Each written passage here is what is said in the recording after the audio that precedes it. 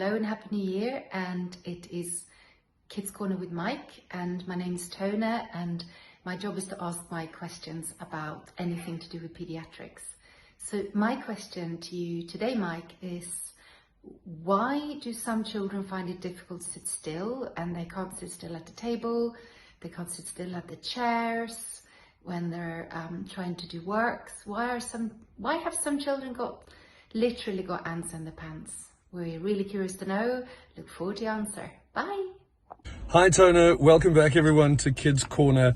What a brilliant question. And because there's so much to unpack here, I think we're going to look at it in bits and pieces. So the first thing that I think is really important is to understand that sitting still, as much as we would like it to be the natural state of children, it just isn't. Children, and if you've been around a child for any length of time, you'll know that their natural state is to go exploring, is to wander, is to look around and to just let their mind be open and allow themselves to interact with their environment. And a lot of the time, the natural thing or the natural state of them is not to sit still and listen to a teacher or listen to. So it's just to understand that that's not kind of like their baseline of where they would be.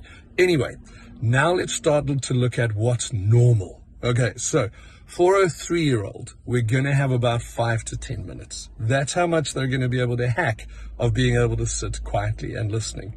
5-year-olds, about 15 minutes. 7-year-olds, about 25 minutes. And then 10-year-olds are going to be able to do it for about 40 minutes. Now, let's now start to look at a child that is outside of that normal and what could the problem be. The issue is, in our day and age, we generally make this leap. We make this jump to it's ADD or it's ADHD.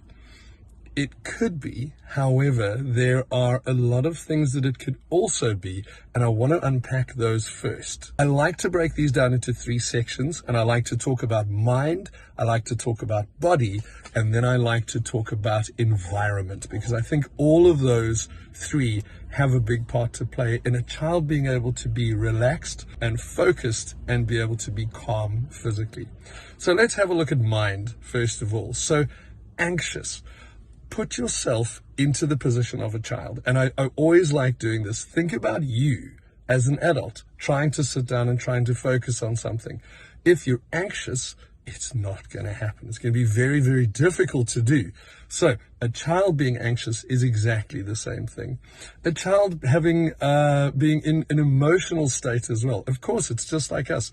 It's so hard to focus when you have in a heightened emotional state going on. You might find that your way that your child's mind works, they just don't engage with a certain type of teaching, and that's going to mean it's very hard for them to focus. They might also just be super bright, and they might be bored, and being bored is the hardest thing to sit and listen and focus if you're bored. And then the last one under mind is to think about delay. There may be developmental delay. And the problem with developmental delay is that it's hard to process information. And the harder it is to process, the harder it is to focus.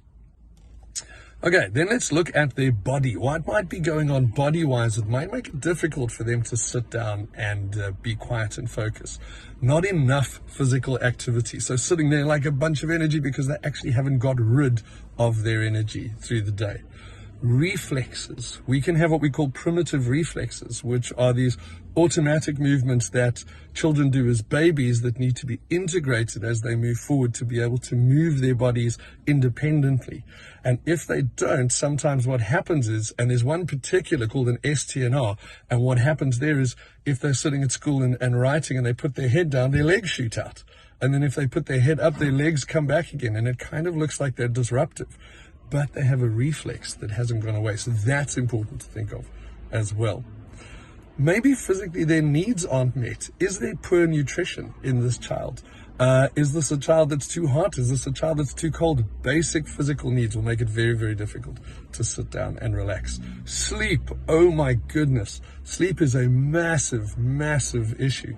If you as an adult don't get sleep, And I remember I was just traveling a couple of months ago, and I was completely jet lagged. And I know exactly what it felt like to sit in an auditorium and try and focus. There was no way. So I can imagine for a child that would be very, very difficult as well. Then, of course, body-wise, chiropractic-wise, physically, if they get restricted in their movement patterns or they get restricted in their joints, one thing that happens is the information coming up to the brain doesn't get there properly and it gets filtered incorrectly. And the other thing is, even if they get proper information to their brain, the way their body responds if there's a restrictive pattern might be wrong. So you might end up with a child that's trying to sit and trying to focus, but the information going up and the information going down are not working correctly. And then environment is the last thing I'd like to talk about.